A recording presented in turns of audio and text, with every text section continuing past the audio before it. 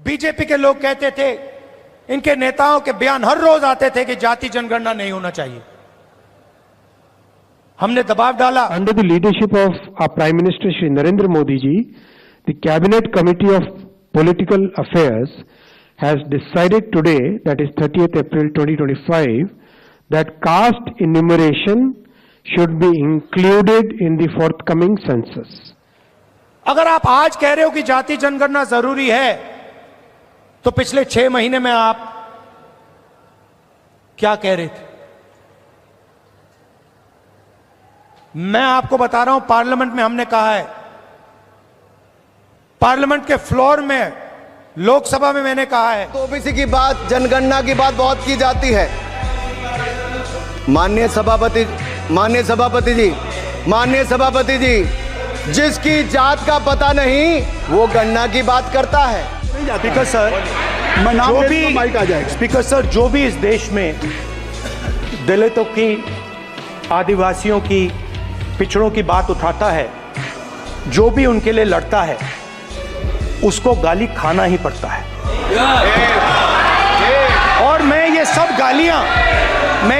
गालियां खुशी से खाऊंगा, क्योंकि महाभारत की बात हुई तो महाभारत में अर्जुन को सिर्फ मच्छी की आंख दिख रही थी, उसी प्रकार मुझे सिर्फ मच्छी की आंख दिख रही है। जाति जनगणना हम करा के दिखाएंगे। खत्म। आपको जितनी गाली देनी है आप दीजिए, हम खुशी से लेंगे।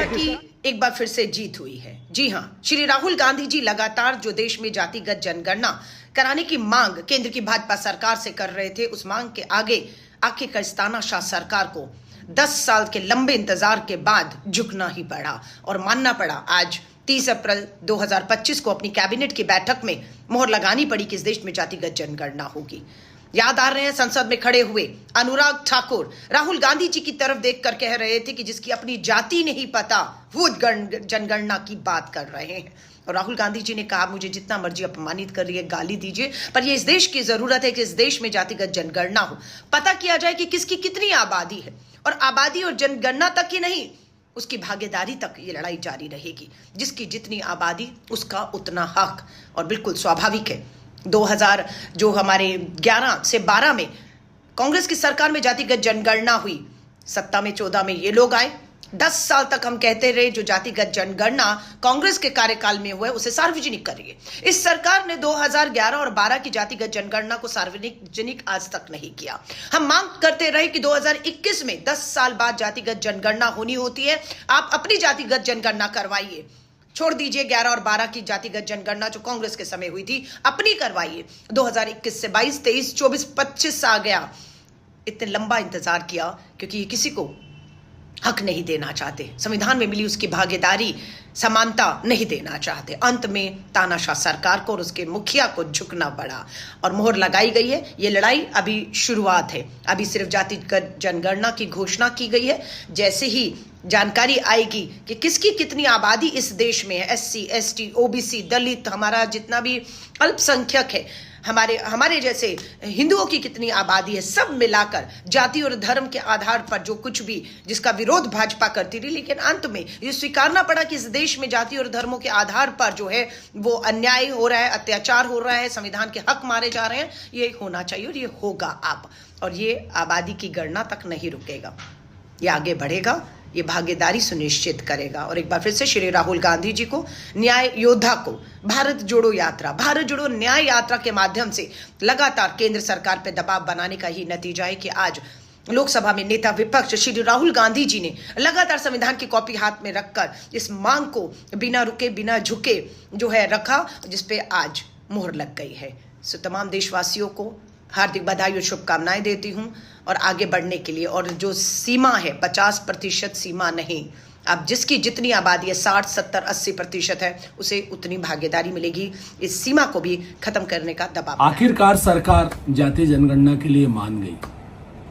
सबसे पहले तो श्री राहुल गांधी जी की जिंदाबाद, जिनके सबसे अधिक प्रयास से, इंडिया गठबंधन नेताओं के साथ से, कांग्रेस पार्टी के अथक परिश्रम से सरकार घुटनों पर आई है और जाति जनगणना के लिए राजी हुई है।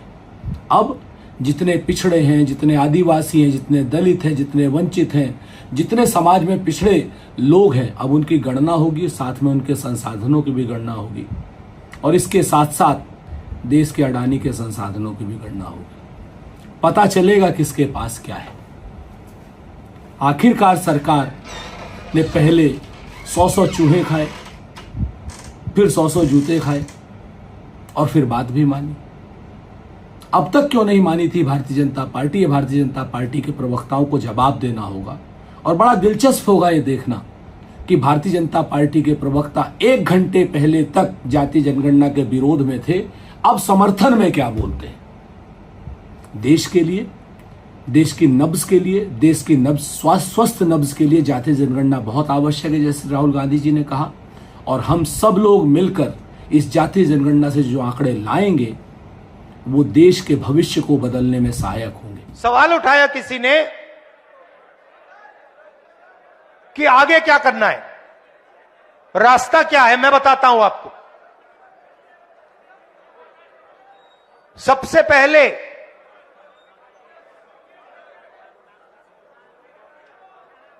पहले यह पता लगाना है कि सचमुच में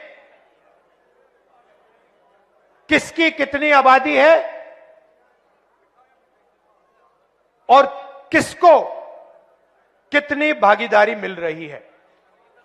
और यह पता लगाने का एक ही तरीका है, उसका नाम है जाति जनगणना। और यह बिहार वाला जो जाति जनगणना है, मैं इसकी बात नहीं कर रहा हूं। जाति जनगणना देखना है तो तेलंगाना वाला देख लीजिए। तो जाति जनगणना क्या है, मैं आपको समझाना चाहता हूं। जाति जनगणना सिर्फ सर्वे नहीं है, पहला कदम है। जैसे चोट लगती है, मैडम आपको कभी चोट लगी है? हाथ टूटा है कभी आपका? आप अस्पताल गई थी, डॉक्टर ने पहले आपसे क्या कहा? एक्सरे कराना है। कहा नहीं कहा? किसी को चोट लगती है, डॉक्टर पहली चीज कहता है भाई देखो एक्सरे कराओ। तो पहला कदम एक्सरे का है। जाति जनगणना हमें यह बता देगा कि दलित कौन है, आदिवासी कौन है, पिछड़े वर्ग के लोग कौन है, माइनॉरिटी कौन है, जनरल कास्ट कौन है, गरीब जनरल कास्ट कौन है, यह सब पता लग जाएगा। उसके बाद हम दूसरा काम शुरू करेंगे। हम हिंदुस्तान की सारी संस्थाओं की लिस्ट निकालेंगे, इंस्टीट्यूशंस की लिस्ट निकालेंगे, चाहे वो जुडिशरी हो, ब्यूरोक्रेसी हो,